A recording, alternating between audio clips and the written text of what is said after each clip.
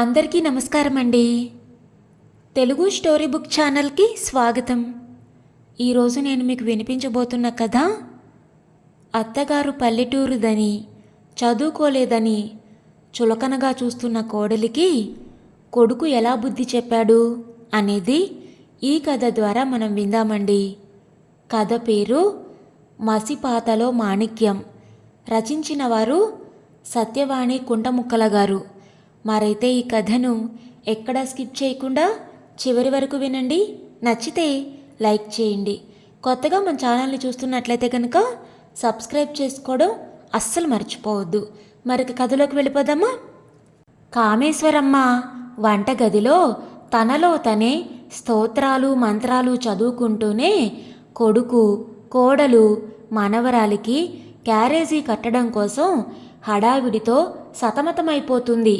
ప్రతిరోజు 5 గంటలకల్లా లేచి వంటింటి బయట పనులన్నీ ముగించుకొని 6 గంటలకు వంటింట్లో ప్రవేశించి మనవరాలికి ఇష్టమైన వేపుడు కూరతో పాటు ఇంట్లో అందరికీ పప్పు కూర, పచ్చడి, పులుసులతో వంట పూర్తి చేస్తుంది. తల్లి రాకముందు భార్య వంటతో రుచులు మర్చిపోయిన కొడుకు రామం తల్లి వచ్చాక ఆమె చేసే వంట రుచి బాగా మరిగి 5-6 కేజీలు బరువు పెరిగినా పట్టించుకోవడం లేదు. గరికపాటివారు చెప్పినట్టు గడ్డిలాంటి వంటలు తింటూ బక్క చిక్కి 10 కాలాలు బ్రతికుండి ప్రయోజనమేమిటి? హాయిగా తల్లి చేసి పెట్టే అద్భుత శాఖపాకాలు ఆరగించేయడమే మంచిదని నిశ్చయించుకున్నాడతడు.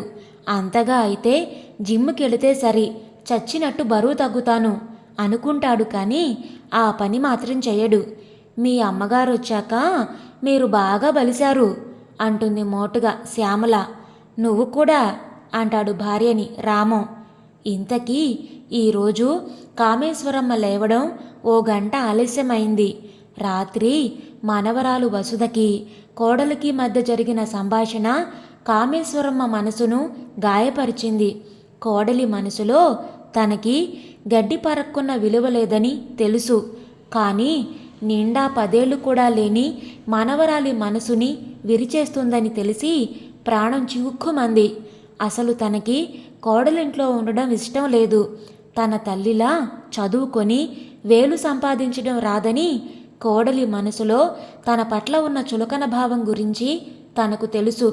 అందుకే భర్త ఉన్నప్పుడు ఏదో సందర్భంగా ఇద్దరూ కలిసి రావడం జరిగేది. ఆ కార్యక్రమం ముగిసిన వెంటనే తమ పల్లెకు చేరుకునేవారు. హఠాత్తుగా భర్త చనిపోవడంతో పల్లెలో ఉన్న ఇల్లు, ఉన్న కాస్త పొలం అమ్మేసి తల్లిని తనతో తెచ్చుకున్నాడు రామం. కామేశ్వరమ్మ భర్త ఉద్యోగస్తుడు కాకపోవడం వలన, ఆమెకు పింఛన్లు వగైరాలేవీ లేకపోవడం వలన కామేశ్వరమ్మంటే మరింత చులకన భావం ఏర్పడింది కోడలికి. ఇల్లు పొలం అమ్మిన సొమ్మును తన కూతురు పేర బ్యాంకులో డిపాజిట్ చేయించింది కోడలు. పోన్లే, తన మనవరాలి పేరు మీదే కదా వేశారు అనుకొని మనసుని నిమ్మళించుకుంది. నిన్న రాత్రి వసుధ హోంవర్క్ చేసుకుంటూ, అమ్మా మరేమో వెన్స్డే మా స్కూల్లో గ్రాండ్ పేరెంట్స్ డే చేస్తున్నారు. అందరూ వాళ్ళ నానమ్మలని, అమ్మమ్మలని, తాతయ్యల్ని తీసుకొని రమ్మని చెప్పారు. మన నానమ్మ ఎలాగూ ఇక్కడే ఉంది, అమ్మమ్మని తాతగారిని రమ్మని ఫోన్ చెయ్యి అంది. ఏమిటి, మీ నానమ్మని తీసుకెళదామనే స్కూల్కి? అలాంటి కార్పొరేట్ స్కూల్కి ఆవిడ్ని తీసుకెళితే మన పరువేమన్నా ఉంటుందా? నీ స్నేహితులంతా వెక్కిరిస్తారు నిన్ను. అమ్మమ్మని తాతని రమ్మందాంలే అంది కోడలు. అక్కడే ఉండి రేపటి కూరకు చిక్కుడుకాయలు బాగు చేసుకుంటున్న కామేశ్వరమ్మ మనసు చివుక్కుమంది. కూర ముక్కలు వంటింట్లో పెట్టి తన గది అనుకుంటున్న స్టోర్ రూంలో మంచం మీద చేరింది గొడ్ల నీళ్లు తుడుచుకుంటూ. తన తల్లిలా ఉద్యోగం చేసి డబ్బు సంపాదించుకోపోవచ్చు, డబ్బు లేకపోవచ్చు, కానీ అత్తగారికి మనసు అనేది ఉంటుంది.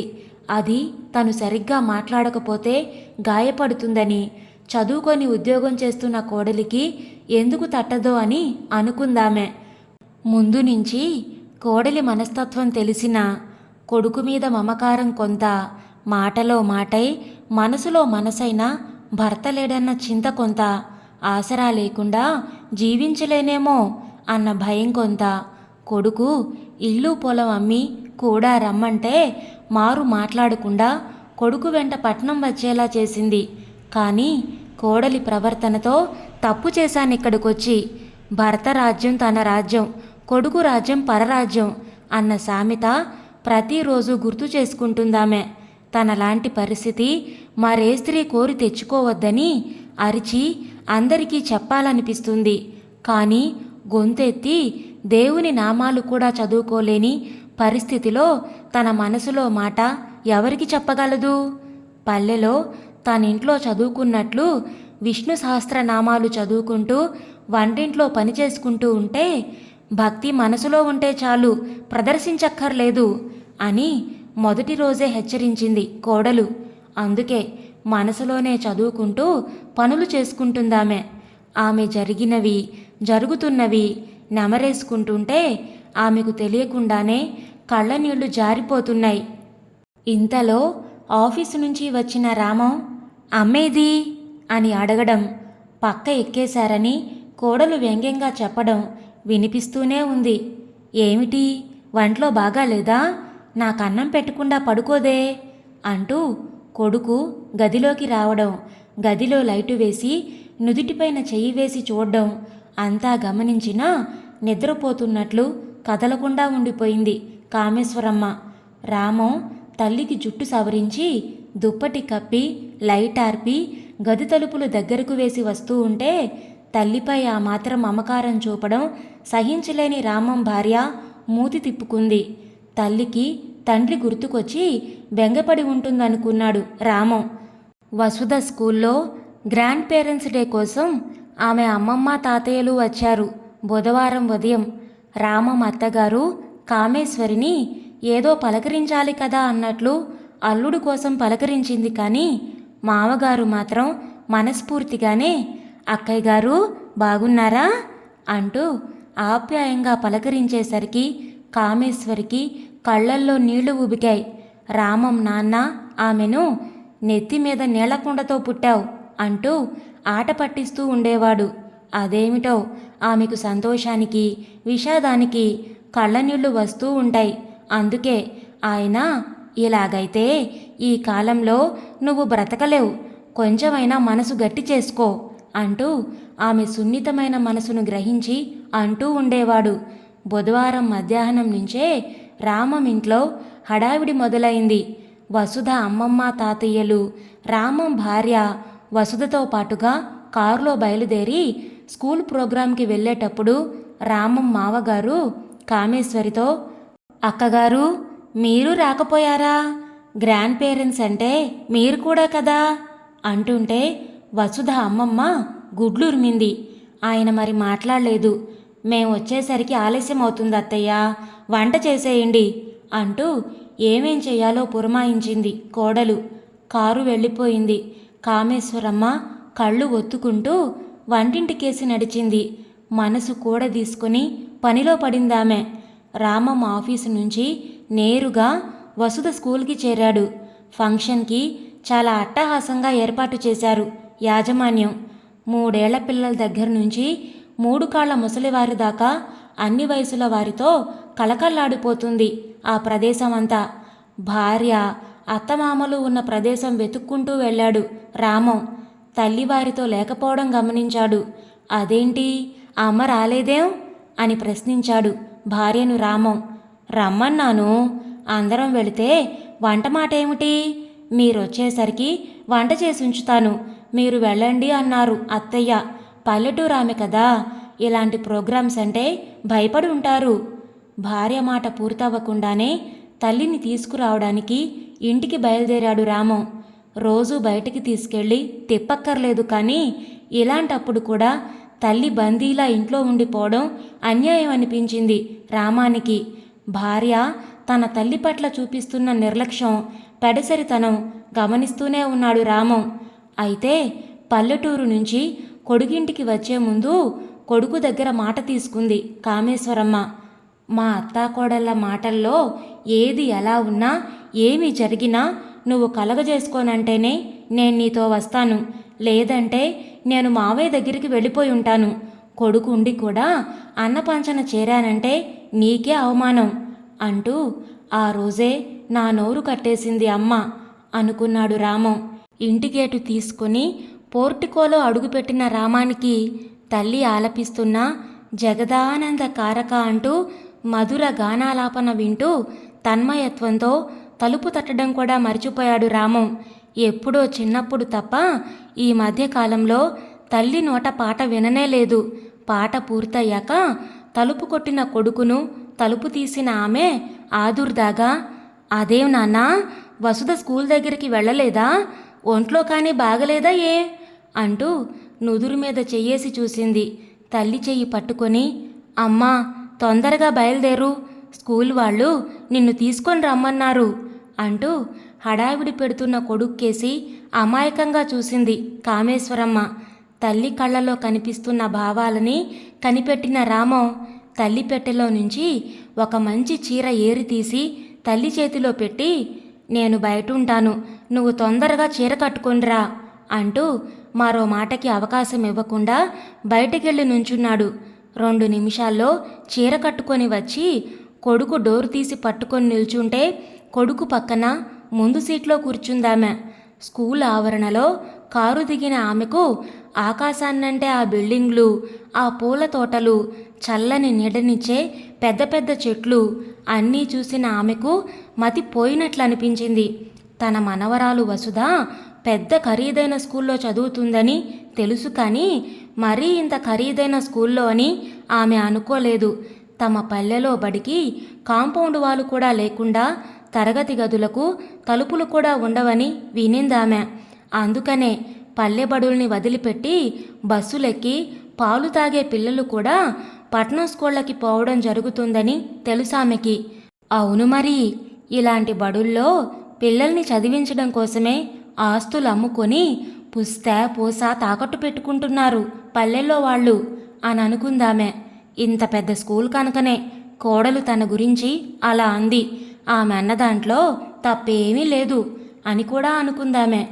ఆలోచనలో మునిగిపోయిన తల్లిని తట్టి, అమ్మా రా అంటూ చెయ్యి పట్టుకొని లోపలికి తీసుకువెళుతుంటే రిసెప్షన్లో ఉన్న అందమైన అమ్మాయి ఆమెకు ఒక అందమైన గులాబీ చేతిలో పెట్టి, వెల్కమ్ గ్రాండ్మా అంటూ ఒక హగ్గిస్తే కామేశ్వరమ్మ చాలా మొహమాట పడింది. తల్లి తరపున తనే ఆమెకు థ్యాంక్స్ చెప్పి భార్య కూర్చున్న వరుసలో కుర్చీలు ఖాళీ లేకపోవడం గమనించి చివరి వరుసలో ఎవరినో రిక్వెస్ట్ చేసి కుర్చీ ఖాళీ చేయించి తల్లిని కూర్చోపెట్టి వెనకనే నుంచున్నాడు రామం. స్టేజీ పైన ముఖ్య అతిథి ప్రసంగం సాగుతోంది. ఈనాడు సమాజంలో విలువలు తగ్గిపోతున్నాయి.